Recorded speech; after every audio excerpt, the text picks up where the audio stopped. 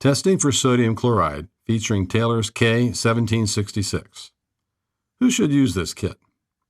If you own a pool, you know the importance of properly sanitizing the water to keep it free of harmful bacteria, viruses, and algae.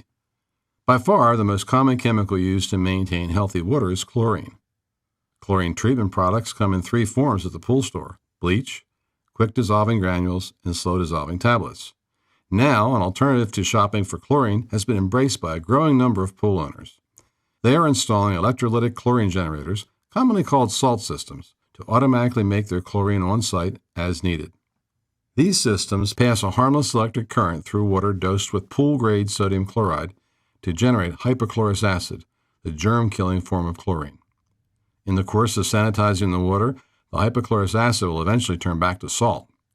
Normal evaporation does not reduce the salt content, but in fact concentrates it. Chlorine generator manufacturers generally recommend a salt concentration of about 3,000 to 5,000 parts per million. When the salt level becomes too high, in excess of 6,000 parts per million, the water becomes corrosive and can cause damage to the vessel and its equipment.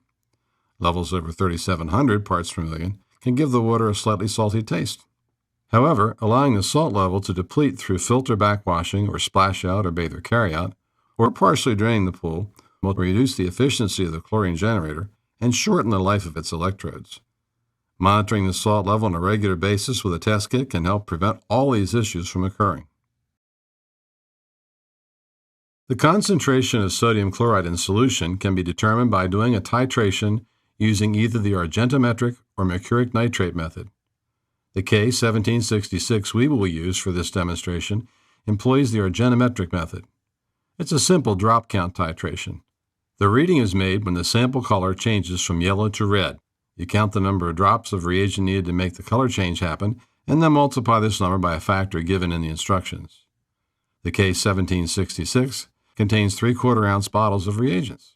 For those who test salt more frequently, we offer the same kit in the K1771, which comes in 2 ounce bottles. Iodide and bromide, at all levels, titrate as equivalent chloride concentrations. Hypobromous acid, bromine, produces bromide ions and will titrate as chloride. Sulfide, thiosulfate, and sulfite interfere but can be removed by treatment with hydrogen peroxide. Before beginning this or any other Taylor test, it's best to read the instructions through to the end. Familiarizing yourself with all the steps to come is particularly important if the test is new to you, or if the kit is newly purchased, as sometimes our procedures change.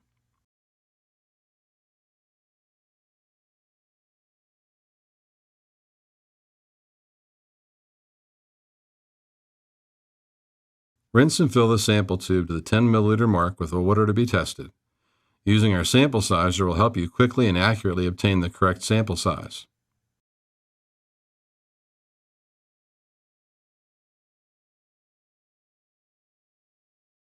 Add 1 drop of chromate indicator, swirl to mix. The sample should turn yellow. Note, when using a liquid reagent, it's very important to hold the bottle vertically in order to dispense the correct amount needed for the test. Next, add silver nitrate reagent dropwise, swirling and counting after each drop until the color changes from yellow to a milky salmon brick red color. Note, be careful not to add so much silver nitrate that it turns the sample brown. The sample should go from yellow to a milky salmon brick red, which signals the end point of the reaction.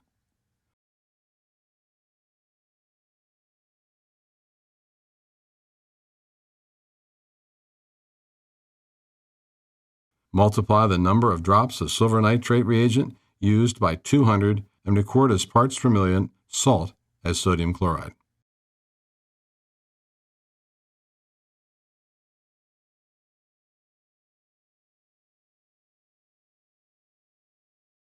Taylor's knowledgeable customer service representatives are available to provide technical assistance about our products. Call 800-TEST-KIT